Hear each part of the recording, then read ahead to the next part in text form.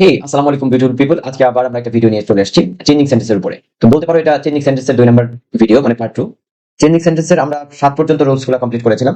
তো আজকে আমরা রুল 8 থেকে শুরু করব। তো ভিডিওটি অবশ্যই ভালো লাগলে তোমার বন্ধুদের সাথে শেয়ার করে দিও এবং অবশ্যই সবগুলো ভিডিও দেখবে এবং নিচে কমেন্ট করবে এবং পরবর্তী ভিডিওতে তুমি কি দেখতে চাও সেই বিষয়ে বলবে। তো আমরা কথা না বাড়িয়ে মূল ভিডিওতে চলে যাই। আমাদের আজকের রুল হচ্ছে 8 নাম্বার রুল। তো 8 নাম্বার রুলে আমাদের বলা হচ্ছে পাস্ট ইনডিফিনিট টেন্সের। হেই হ্যালো আসসালামু আলাইকুম বিউটিফুল পিপল। আজকে আবার নতুন একটি ভিডিওতে। এই ভিডিও টপিক হচ্ছে চেঞ্জিং সেন্টেন্স। এটা আমাদের চেঞ্জিং সেন্টেন্সের 3 নাম্বার ভিডিও, অর্থাৎ পার্ট 3।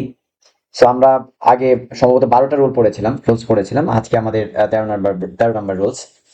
সো এইখানে একটু বলে রাখি, এখনের যে রুলস গুলা হবে এটা একটু 6-7 এই স্ট্যান্ডার্ডে এইগুলো এই ধরনের প্রশ্ন খুব কম আসে বা আসেই না বলতে গেলে। এটা একটু সিনিয়র লেভেলে যারা এই 9, 8, 9, 10 আছে তাদের এই কোশ্চেন গুলো আসে সাধারণত। সো আমরা একটু দেখবো এটা একটু ডিগ্রির বাক্য সম্বলিত এই নিয়মগুলা। তার আগে বলে রাখি যে ভিডিও ভালো লাগলে অবশ্যই কমেন্ট করবে এবং তোমার বন্ধুদের সাথে ফেসবুক মেসেঞ্জার বা ইমোতে শেয়ার করে দিবে, তোমার বন্ধুরাও যেন দেখতে পারে ভিডিওটি।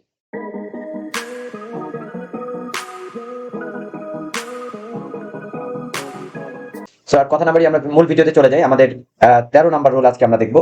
সো এইখানটাতে আমাদের 13 রুলে বলা হচ্ছে দেন আছে। তো দেন আছে এমন কম্পারেটিভ ডিগ্রি, অর্থাৎ ডিগ্রি কম্পারেটিভ হলে পরে অবশ্যই দেন থাকবে বাক্যের মধ্যে। তো বাক্যকে নেগেটিভ করার সময় যদি আমরা নেগেটিভ করি, দেনের পরের যে অংশটা, দেনের পরের অংশটা প্রথমে বসে যাবে, প্রথমে চলে আসবে। তারপরে আমরা ভার্ব দিব।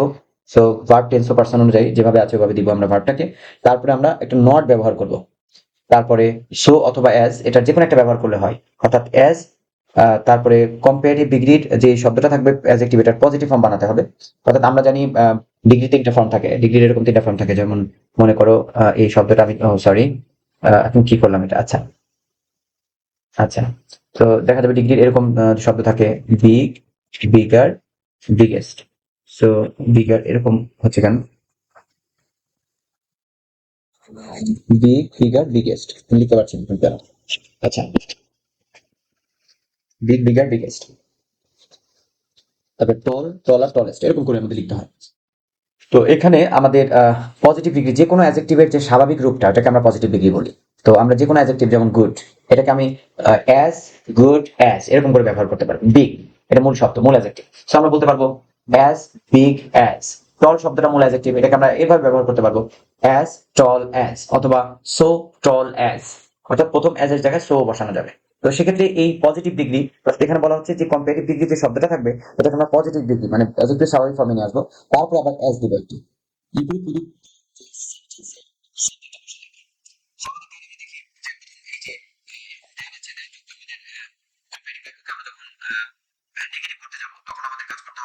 শেষের যে সাবজেক্টটা থাকবে এটাকে শুরুতে নিয়ে আসা হয়েছে।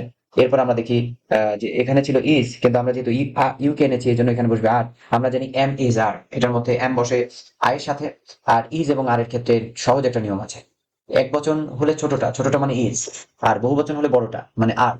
তো ইউ শব্দটার সাথে এমনিতে এক বচন বহু বচন যাই বোঝাকে সেটা আর বসে থাকে, সে আর বসিয়েছি। এরপর একটা নট বসিয়েছি। তারপরে বলা হচ্ছিল এস ডট এস, অর্থাৎ এই মাঝখানে যে স্ট্রং গার্ড ছিল আমাদের, স্ট্রং গার্ড ইয়ার যুক্ত। অর্থাৎ কম্পারেটিভ শব্দে আমাদের ছোট যে শব্দগুলো আছে সেগুলোতে কম্পারেটিভ করার সময় ইয়ার যুক্ত হয়। তো এখানে স্ট্রং থেকে ইয়ার যুক্ত করা ছিল। তো যখন আমরা এটাকে পজিটিভ করেছি স্ট্রং, এটা হচ্ছে মূল শব্দ। তো আমাদের অ্যাডজেক্টিভে মূল শব্দটা চলে আসছে। আর আগে অ্যাজ বা সো যে কোনো একটা বসানো যাবে, যেহেতু আমাদের মিল আছে আমরা অ্যাজ ডট অ্যাজ এরকম বসাবো। As strong as. আর প্রথম যে সাবজেক্টটা ছিল এটা শেষে বসে গেছে। তো আমি একটু এখানে দেখাই যে প্রথম সাবজেক্টটা চলে যাচ্ছে একদম শেষে, আর শেষের সাবজেক্টটা চলে আসছে শুরুতে। তারপরে আমরা হেল্পিং ভার্ব দিয়েছি, এরপরে আমরা একটা নট দিয়েছি, এরপরে অ্যাজ দিয়েছি, তারপরে স্ট্রং গার্ড থেকে আমাদের চলে আসছে স্ট্রং, তারপরে আবার একটা অ্যাজ হয়েছে। এবার বাক্যটা শেষ হয়েছে। তো এটা জ্ঞানযুক্ত কম্পারেটিভ ডিগ্রির বাক্যকে আমরা কিভাবে নেগেটিভ বানাবো এরকম দেখানো হয়েছে, যেগুলো 6-7 স্ট্যান্ডার্ডে খুবই কম আসে। এটা আমরা সিনিয়র যারা তারা দেখবা, আর যদি কোনো আহ, বক্তব্য থাকে এই ব্যাপারে আমাকে জানাবা, আমি সলভ করে দিব।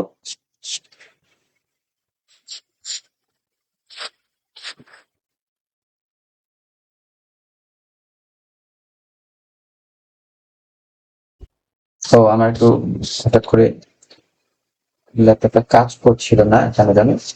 এখন ঠিক আছে। সো এই জায়গাটাতে আমরা এবার এবার যাবো হচ্ছে আমাদের 14 number rule. Roll number 14। So এখানে সুপারলেটিভ ডিগ্রি, তো আমরা একটু আগে বলছিলাম যে ডিগ্রির তিনটা ফর্মেট আছে। ছোট শব্দগুলোকে আমরা যখন পজিটিভ কম্পারেটিভ সুপারলেটিভ করবো তখন সাপোজ বিগ শব্দটাকে big, bigger, biggest. So biggest যে ফর্মটা আছে এটা হচ্ছে সুপারলেটিভ ডিগ্রি। এই যে আমরা দেখতে পেয়েছি বিগেস্ট। সো সুপারলেটিভ ডিগ্রির ক্ষেত্রে আমরা এরকম সুপারলেটিভ ডিগ্রি আমাদের চিনতে হবে। ডিগ্রি নিয়ে অন্য একদিন আমরা একটা ক্লাস নিব, খুবই সহজ ডিগ্রি পারা, একটা ক্লাস করলে ডিগ্রি বাক্য সব শেষ হয়ে যাবে। তো সেক্ষেত্রে আমরা ওই দিন দেখবো। আপাতত এখান থেকে এইটুকু দেখে নিই, বিগেস্ট শব্দটা সুপারলেটিভ ডিগ্রি, আর তার আগে একটা দা আছে। So, আমাদের বলা হয়েছে সুপারলেটিভ ডিগ্রি ক্ষেত্রে নো আদার দিয়ে আমরা স্টার্ট করবো। So, একটু মনে রাখতে হবে যদি আমাদের শুধু দা প্লাস সুপারলেটিভ ডিগ্রি থাকে, এই জায়গাটা একটু মনে রাখতে হবে, এটা খুবই জটিল একটা বিষয়।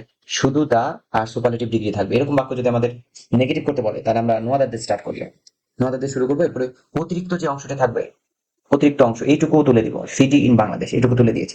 তারপরে টেন্স ও পার্সন অনুযায়ী আমরা হেল্পিং ভার্ব দিতে হয়। সো টেন্স ও পার্সন অনুযায়ী এখানে ইজ আছে, আমরা এখানেও ইজ দিয়ে দিলাম।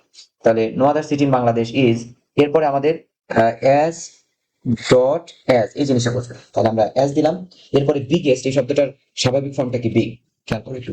তাহলে বিগ, বিগার, বিগেস্ট। তো বিগেস্ট থেকে আমরা বিগ কে নিয়ে আসবো, আর আগে অ্যাজ পরে অ্যাজ আমরা দিয়ে দিয়েছি। এরপরে প্রথম যে সাবজেক্টটা আছে এটা একদম শেষে বসে যাবে। তো আমি স্ট্রাকচার চেক করি, নো আদার দিয়ে আমরা স্টার্ট করার কথা, তারপর বাকি অংশ আমরা বসিয়েছি। নো আদার পরে বাকি অংশ এই যে সিটি ইন বাংলাদেশ, তারপর ভার্ব বসিয়েছি, এখানে ইজ ছিল এখানেও ইজ বসিয়ে দিয়েছি। তারপরে আমার as dot as, so positive form as দিয়েছি। এরপরে বিগেস্টের পজিটিভ ফর্ম হচ্ছে বিগ, তারপরে আবার অ্যাজ বসে গেছে। তারপরে সাবজেক্ট হিসেবে ঢাকা ছিল, ঢাকাকে আমরা একদম শেষে নিয়ে গেছি। এভাবে আমরা 14 নম্বর রুল এখানে, এটাও সুপারলেটিভ ডিগ্রি, একটা ডিগ্রির বাক্য, এই জন্য আমাদের ডিগ্রির বাক্যগুলো আমরা এইভাবে দেখেছি। সিনিয়র বুঝতে পারছো, আর জুনিয়রদের জন্য একটু কষ্ট হবে, বাট তারপর তোমরা দেখে রাখো, এটা আমরা ডিগ্রির সময় বিস্তারিত এটার আলোচনা হবে। এরপর আমরা চলে যাবো আমাদের 15 নম্বর রুলে। 15 নম্বর রুলে বলা হচ্ছে চিরন্তন সত্য, ঐতিহাসিক সত্য বা বৈজ্ঞানিক সত্য যদি কোনো বাক্য হয় সেই বাক্যগুলোকে আমরা কিভাবে নেগেটিভ করবো। So, আমাদের ইনস্ট্রাকশন থেকে পরীক্ষা এরকম যে একটা বাক্য দিয়ে পাশে ব্র্যাকেটে লেখা থাকে কালো করে যে এটাকে আমাকে নেগেটিভ করতে হবে। তো আমরা নেগেটিভ করবো, কিন্তু চিরন্তন সত্য বাক্যকে স্বাভাবিকভাবে নেগেটিভ করা যায় না। তো এই কারণে এটাকে নেগেটিভ করতে হবে, সাথে সাথে ইন্টারগেটিভও করে দিতে হবে। সো নেগেটিভ ইন্টারগেটিভ, তার মানে আমরা ইন্টারগেটিভ বানাবো কিন্তু নেগেটিভ করে। তো দেখো এই যে প্রথম বাক্যটা সান সেটস, সেটা প্রেজেন্ট ইনডিফিনিট টেন্সে আছে। আর আমরা জানি যে কোনো চিরন্তন সত্য বাক্যটা সবসময় প্রেজেন্ট ইনডিফিনিট টেন্সে হয়, এই জন্য ভার্বের সাথে এস বা ইএস এখানে আছে। তোমরা দেখতে পাচ্ছ যে sets, so in the west, so সূর্য পশ্চিমে অস্ত যায়। সেই বাক্যটাকে আমাকে নেগেটিভ করতে এরকম যদি ব্র্যাকেট করে এখানে এরকম নেগেটিভ করতে বলে, এরকম থাকে পরীক্ষায় নেগেটিভ। সো এরকম নেগেটিভ করতে বলে আমরা এটাকে নেগেটিভ, শুধু নেগেটিভ করা যাবে না, সো আমরা নেগেটিভ ইন্টারগ্রেটিভ করবো। অর্থাৎ এই যে যেহেতু সেটস আছে শুরুতে ডাজ দিয়ে স্টার্ট করবো আর সাথে নট দিব, তাহলে নেগেটিভ ইন্টারগ্রেটিভ হয়ে যাবে ডাজেন্ট। এরপরে বাকি যা আছে দেখে দেখে আমি তুলে দিব। একটু খেয়াল করতে হবে, আমরা বলেছিলাম do, do not, does, does not, did not থাকলে ভার্বের বেস ফর্ম হয়। সো এই যে সেটস, এখন আমরা লিখবো সেট, এখানে রেস্টটা হবে না। So doesn't the sun set in the West, doesn't the sun set in the West, এই বাক্যটা। তাহলে আমাদের 15 নাম্বার রুল আমাদের শেষ হয়ে গেছে। এখন আমরা এই 15 নাম্বার রুল পর্যন্তই আমরা যাচ্ছি আজকের ভিডিও। তো আজকের ভিডিও এই পর্যন্ত। ভিডিও ভালো লাগলে অবশ্যই কমেন্ট করো এবং তোমার বন্ধুদের সাথে শেয়ার করে দাও এক্ষুনি, দেরি না করে। আর অবশ্যই @, ব্যবহার করে কমেন্টে গিয়ে তুমি অবশ্যই তোমার কিছু বন্ধুকে মেনশন করে যাবে, যেন ওরা এসে এখানে এই পেজ থেকে ভিডিওটা দেখে যেতে পারে। তো আজকের ভিডিও আর নয়, সবাই অনেক কষ্ট করে ভিডিওগুলো দেখছো, সবাইকে জন্য অসংখ্য অসংখ্য ধন্যবাদ। আজকের ভিডিও এখানেই শেষ, পরবর্তী ভিডিওতে আবার দেখা হচ্ছে তোমাদের সাথে। সো এই পর্যন্ত সবাই ভালো থেকো। Thank you everybody, thank you everyone, thank you.